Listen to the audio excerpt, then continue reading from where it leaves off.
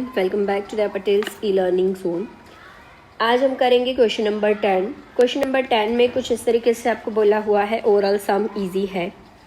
Love and Kush are partners of partnership firm.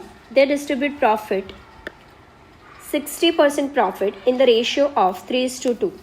ये जो सम है इसमें ये मेन चीज़ है इस सम की कि 60% प्रॉफिट को ये लोग डिवाइड कर रहे हैं 3:2 एंड रिमेनिंग यानी 40% प्रॉफिट को ये लोग डिवाइड कर रहे हैं 2:1। यानी कि मान लो 100 का प्रॉफिट आया तो उसका 60% निकाल लो और उसका 40% निकाल लो। ठीक है, फिर ये जो 60% के हिसाब से जो प्रॉफिट आया उसको बांट दो लव एंड कुश के बीच में 3:2 के रेशियो में। ये जो 40% आया उसको भी लव एंड कुश के बीच में 3:2 के रेशियो में 2:1 के रेशियो में इसको बांट दो। 2:1 के रेशियो में बांट दो और फिर ये जो लव का दोनों के हिसाब से प्रॉफिट आया उसको ऐड कर दो एंड देन फिर ये जो कुश का आया उसको ऐड कर दो। यानी ये प्रॉफिट आया लव का और ये आया कुश का। तो इस तरीके से ये जो मेन चीज़ है वो यही है। ओवरऑल सम बहुत ही ईजी है। From the trial balance of the firm dated at 31st March 2017 and adjustment prepare profit and loss appropriation, यानी इसमें प्रॉफिट एंड लॉस अकाउंट नहीं बनाना है, current account of partners and balance sheet of the firm. Trial balance of the partnership firm on off love and Kush is as on 31st March 2017 is as under। Particulars दिया है, Lav and कुश का drawing दिया है।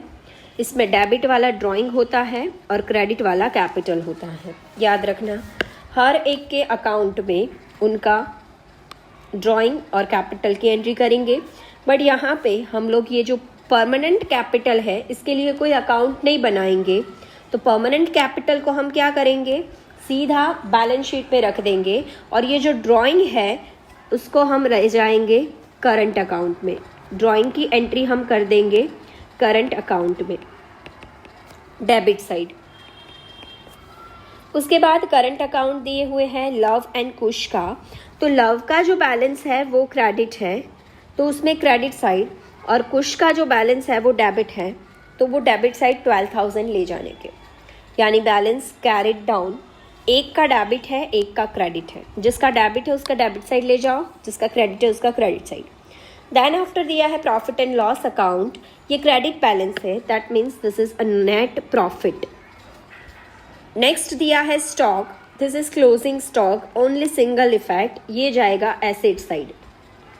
उसके बाद prepaid insurance premium, ये भी जाएगा एसेट्स में। उसके बाद है बिल्डिंग, तो बिल्डिंग इज ऑल्सो एसेट। उसके बाद है डेटर्स एंड क्रेडिटर्स, डेबिट वाले डेटर, क्रेडिट वाले क्रेडिटर्स।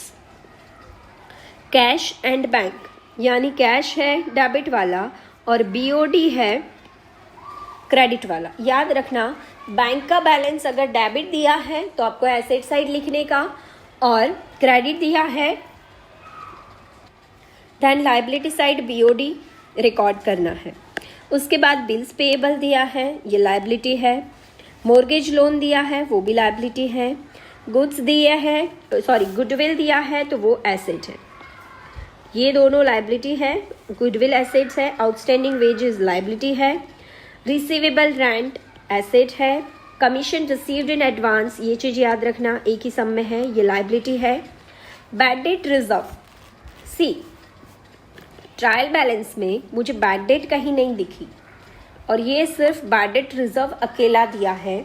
अब देखना है कि अगर एडजस्टमेंट में बैड डेट आती है या एडजस्टमेंट में बैड डेट रिजर्व भी आता है तो हम इसको प्रॉफिट एंड लॉस में जाके माइनस करेंगे। अगर कहीं पे एडजस्टमेंट में मुझे कहीं पे भी बैड डेट नहीं दिख रही है तो फिर ये अकेला बैड डेट रिजर्व है, तो इसको मुझे डेटर्स में से माइनस करना है। आप एक बार एडजस्टमेंट पे नज़र घुमा लो। Interest on capital, interest on drawing, interest on opening balance of current, monthly salary and remaining profit पे कमीशन, यानी कि एडजस्टमेंट में भी bad debt and bad debt reserve नहीं है, ट्रायल बैलेंस में भी बैड डेट नहीं है, तो इस चीज़ को आप टिक कर लेना। ये जो बैड डेट रिजर्व है 8000 वाला, इसको मुझे क्या करना है, डेटर्स में से माइनस, डेटर्स में से इतना मुझे कर देना है माइनस। नेक्स्ट दिया है patents and furniture, this is assets, तो इसको तो आप एसेट साइड ही शो कर दो। कैपिटल पे इंटरेस्ट, ड्राइंग पे इंटरेस्ट, करंट अकाउंट पे इंटरेस्ट, इन सभी एडजस्टमेंट की इफेक्ट हमें देनी है P&L एप्रोप्रिएशन में एंड करंट अकाउंट में। जब भी करंट अकाउंट दिया होता है तो याद रखने का कि हमें सभी के सभी ट्रांजैक्शन की एंट्री करंट अकाउंट में ही करने की, कैपिटल अकाउंट बनाने का ही नहीं चलेगा, नहीं बनाओगे तो भी balance carried down, balance carried forward, और फिर वहाँ से बैलेंस शीट में ही जाना है, वही का वही, कोई चेंज तो होना नहीं है। नेक्स्ट दिया है monthly salary of ₹1800 is outstanding payable to Kush को पे करना है, तो प्रॉफिट एंड लॉस एप्रोप्रिएशन में डेबिट साइड चला जाएगा, क्योंकि ये सैलरी फॉर्म के लिए एक्सपेंस है एंड पार्टनर के लिए इनकम है। जब पार्टनर की इनकम है तो पार्टनर के अकाउंट में क्रेडिट होना चाहिए और P&L एप्रोप्रिएशन में डेबिट होगा। नेक्स्ट है after information of above mention adjustment on remaining profit 10% commission is payable, यानी पूरा सम कर लो, फिर आप डिविजिबल प्रॉफिट निकाल लो, पर उसको लिखने का नहीं। डिविजिबल प्रॉफिट जो आया उसका 10% कमीशन गिन लो और वो लिख दो, उसके बाद नया डिविजिबल प्रॉफिट निकाल लो। सम स्टार्ट करते हैं तो ऑलरेडी ऑटोमेटिक समझ में आने लगेगा। सो फर्स्ट हम एंट्री करते हैं लव एंड कुश की कैपिटल एंड ड्राइंग। कैपिटल है 1,20,000 एंड 80, तो वो जाएगा सीधा ही बैलेंस शीट में। कैपिटल लव की है 1,80,000 एंड कुश की है इट्स 1,20,000 एंड 80,000, टोटल मिलाकर 2 लाख। देन जो ड्राइंग दिया है वो ड्राइंग है 40,000 एंड 12,000, तो उसकी एंट्री हमें करनी है करंट अकाउंट्स में। 40,000 and 12,000 to drawing account.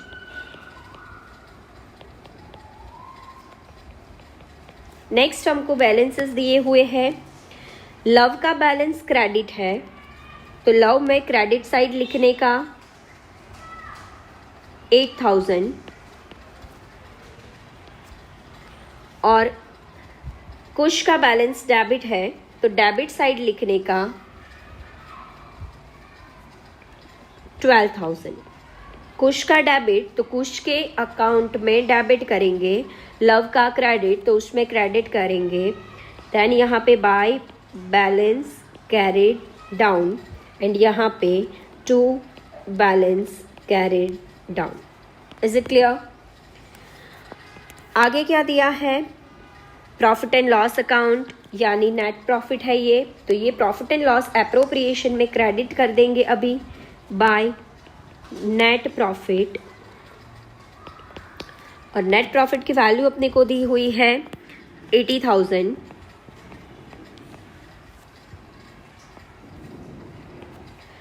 Next दिया है क्लोजिंग स्टॉक, तो क्लोजिंग स्टॉक बैलेंस शीट में एसेट साइड।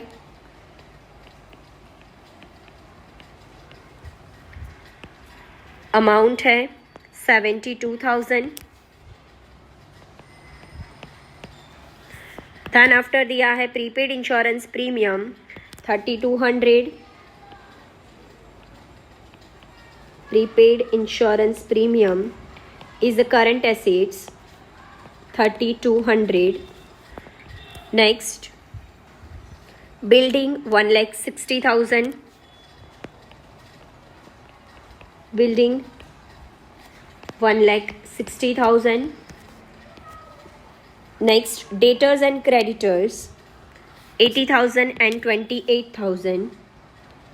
तो डेटर्स को हमें इनर कॉलम में लिखना होगा. क्यों? द रीज़न इज़ हमें उसमें से BDR माइनस करना है, इसलिए डेटर्स को इनर कॉलम में लिखा है मैंने, एक लाइन छोड़ देनी है. और क्रेडिटर्स 28,000. आगे है कैश एंड बैंक. कैश है 4,800. सो कैश 4,800 एंड BOD है 20,000 का. क्रेडिट वाला BOD होता है. याद रखना, कैश का बैलेंस कभी भी माइनस में नहीं जा सकता, बट बैंक का बैलेंस माइनस में जा सकता है. आगे फर्दर आपको दिया है bills payable and mortgage loan. Bills payable है 14,000 के. बिल्स पेएबल 14,000 के एंड मॉर्गेज लोन है 1 लाख की.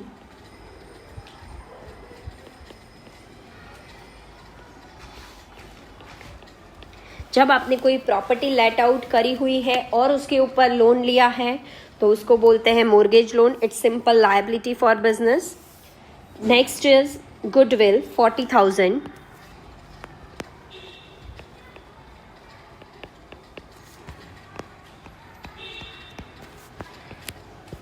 Next is outstanding wages 2,800.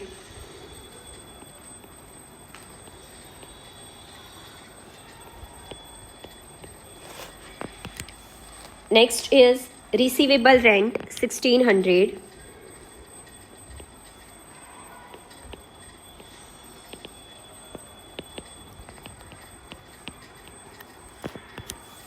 Next is commission received in advance is a liability.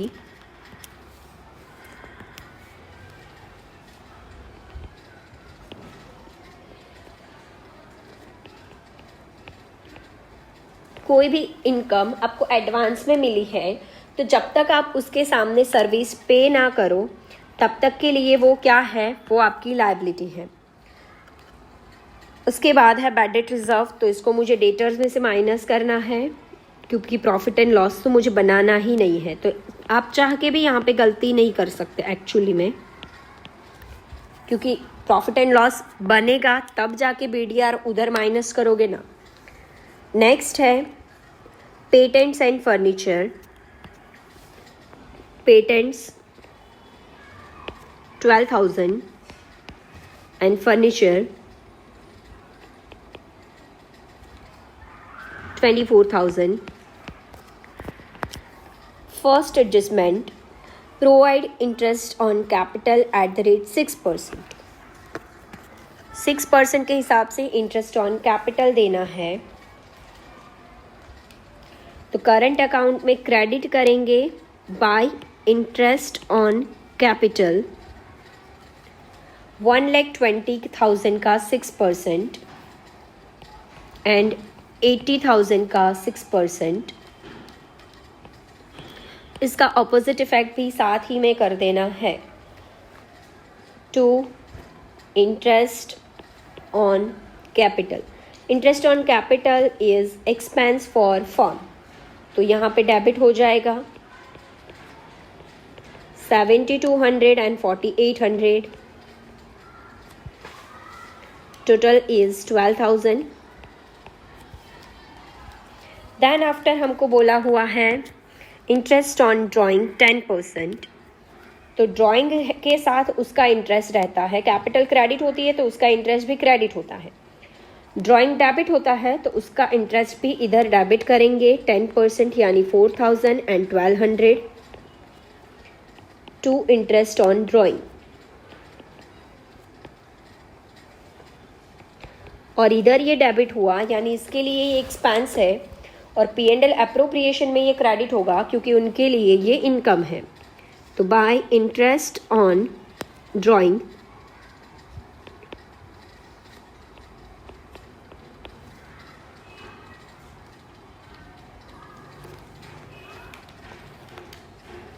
4,000 and 1,200.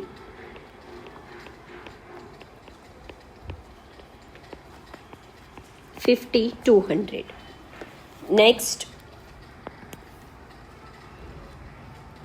provide 10% interest on opening balance of current account. तो current account में देख लीजिए, आपको कंफ्यूज नहीं होना है, जो हमारा रूल है वही रहेंगे। मैंने आपको सिखाया है, जहाँ माँ होती है उधर बच्चे होते हैं। कैपिटल क्रेडिट होती है तो उसके इंटरेस्ट भी उसके साथ होते हैं, ड्राइंग डेबिट होता है तो उसका इंटरेस्ट भी उसके साथ होता है। तो करंट अकाउंट में यही करने का, अगर इसका बैलेंस क्रेडिट था तो उसको इंटरेस्ट क्रेडिट मिलेगा, इसका बैलेंस डेबिट था तो उसका इंटरेस्ट डेबिट होगा। यानी जिसका बैलेंस डेबिट है वो फर्म को इंटरेस्ट देगा और जिसका बैलेंस क्रेडिट है उसको इंटरेस्ट मिलेगा। तो इधर मैं लिखूंगी bye interest on current account. ये सम काफ़ी इजी है, मुझे लगता है इस बार ये सम पूछने के चांसेस ज़्यादा है। इजी पेपर निकलेगा ना शायद, बट शायद, हाँ।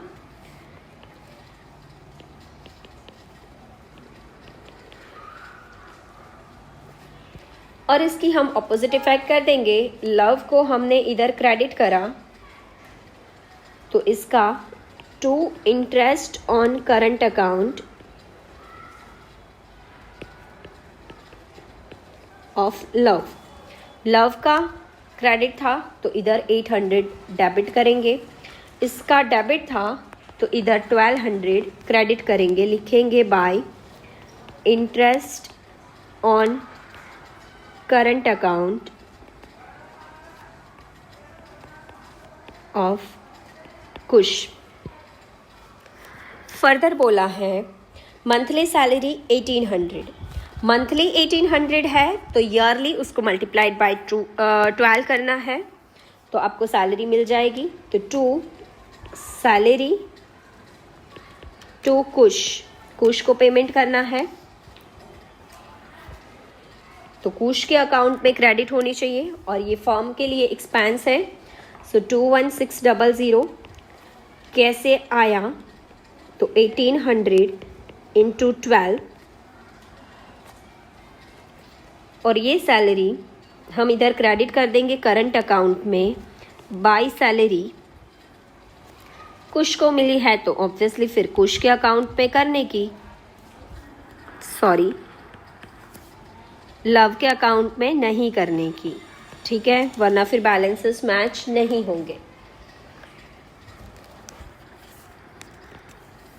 आगे बोला है after information of above mention adjustments remaining profit पे 10% कमीशन देना है। तो पहले तो रिमेनिंग प्रॉफिट निकालना पड़ेगा। 80,000 प्लस 5,200 प्लस 1,200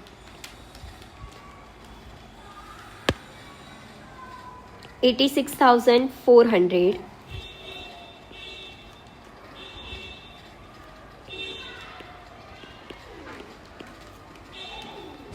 और अभी सो डिफरेंस अमाउंट आएगा 5,200 का और 5,200 डिविजिबल प्रॉफिट नहीं है। 52,000 उसका हमको देने का बोला है कमीशन 10%, ठीक है। तो अभी इतने स्टेज पे अगर आप यहाँ पे कुछ लिखना चाहो तो वो क्या आएगा 52,000, ठीक है। पर अभी ये डिविजिबल प्रॉफिट नहीं है, इसका हमको निकालने का है 10%। तो इसका 10% यानी 5,200 टू कमीशन किसको देना है, ये भी कुश को ही देना है। तो कमीशन टू कुश और ये उसके अकाउंट में क्रेडिट हो जाना चाहिए बाय कमीशन कुश के अकाउंट में 5,200। तो एडजस्टमेंट्स करने के बाद जो प्रॉफिट मिला वो था 52,000, बट उसमें से 5,200 लेस हो गया। याद रखना 52,000 ये कैसे आए, 52,000 मैं इधर मेंशन कर देती हूँ।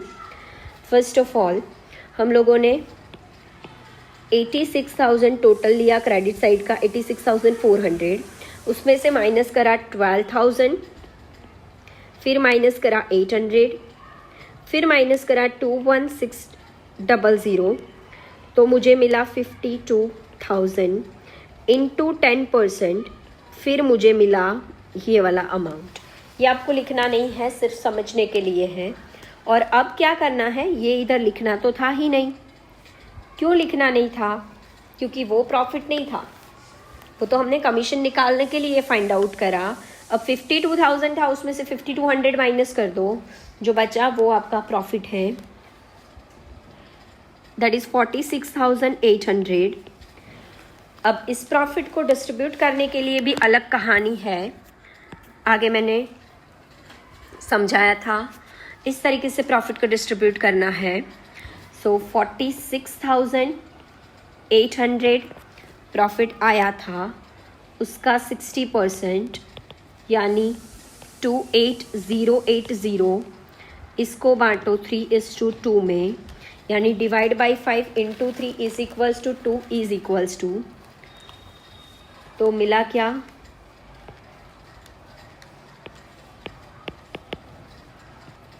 16,848 और 2 के हिसाब से 11,232। ठीक है, शॉर्टकट पता होना चाहिए। ये अमाउंट एक ही बार लिखना है, फिर divide by 5 multiplied by 3 is equals to 2 is equals to.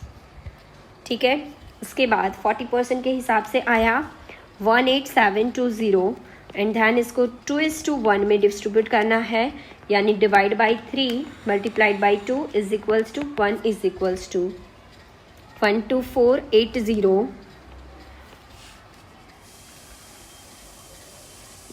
And 6240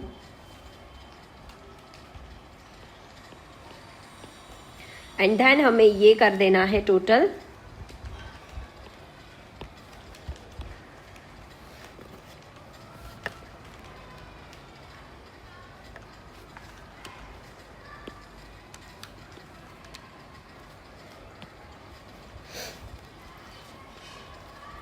so total कुश का है 17,472 एंड लव का है 29,328। एक बार इन दोनों का टोटल फिर से कर लेने का, वो 46,800 आ जाना चाहिए, है ना। ब्रांचेस चाहे कितनी भी फैले, पर आखिर में ये जड़ तक पहुंच जाना चाहिए। ठीक है, चलो। सो 29,328 29,328 एंड था 17,474 समथिंग, हाँ नहीं 472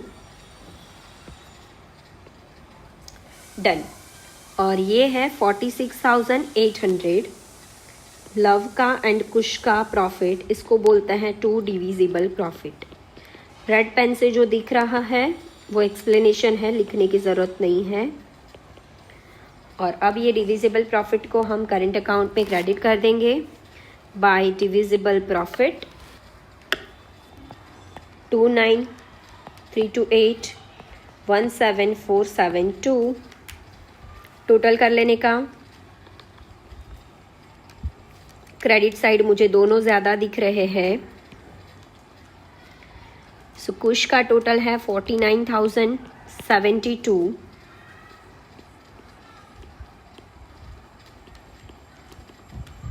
और उसमें से 24,000 एंड 2,400 ऐसे माइनस करेंगे। 22,672 आंसर आ रहा है। लव का टोटल करेंगे 45,328 और उसमें से 44,000 माइनस करना है। सो 1328 वो बैलेंस निकल के आएगा। 2 बैलेंस कैरिड फॉरवर्ड। देखा आपने ओपनिंग में कुश का भी बैलेंस डेबिट था, बट देन उसको सैलरी मिली, कमीशन मिला, तो उसका बैलेंस जो लव का क्रेडिट था उससे भी बढ़ गया। ये दोनों बैलेंस को नीचे ही लिख देंगे, करंट, और दोनों का टोटल करके बाहर 1328 एंड 22672 24,000 एंड अब balance sheet must be tallied. Total कर लीजिए दोनों साइड का और फिर खुशियाँ मनाइए, डेयरी मिल्क बांटिए अगर बैलेंस शीट टैली हो जाती है तो।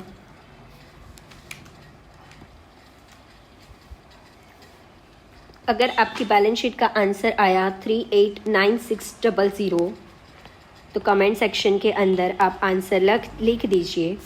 अगर कुछ अलग आता है तो भी बताइए और देख लीजिए कि कहाँ पे आपने गलती करी है। Thanks for watching. जय हिंद।